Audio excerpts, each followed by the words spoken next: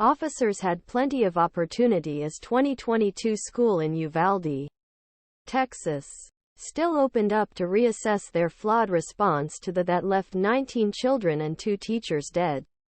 U.S. Department of Justice concludes in a new report. Gunshots report that teacher has been shot. Then desperate call from student trapped with the gunman. And what might. All should prompt drive to stop the bloodshed much sooner. Critical incident review was published Thursday. Instead, it took 18 minutes before the 77-year-old shooter was stopped when he entered Robb Elementary School. The remains among the deadliest episodes of America's ongoing campus critical failures in leadership among certain law enforcement officials who rushed to Robb Elementary are blamed by Justice Department, whose 575-page report some 20 months after his most complete official accounting of what happened. Though it was largely known by CNN investigation, broad issues also arose after the gunman's killing.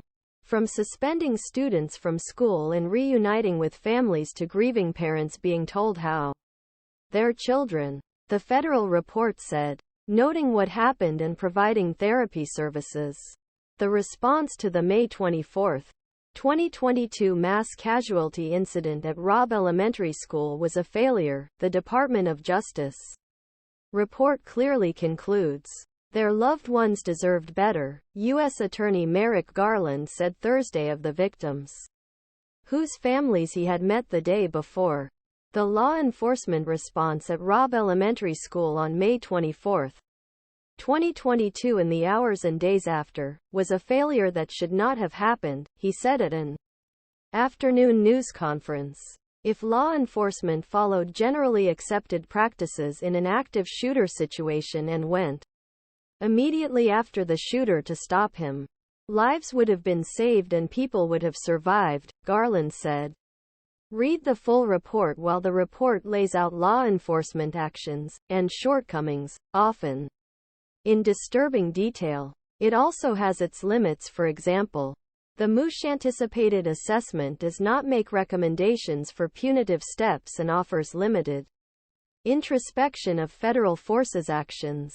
Requested by the then mayor of Uvalde, he said that within weeks of the horror, he feared a cover-up and was closed off from other investigations amid changing narratives about what happened that day and who made key decisions. He also called on the state and federal government enact sensible gun laws, he said.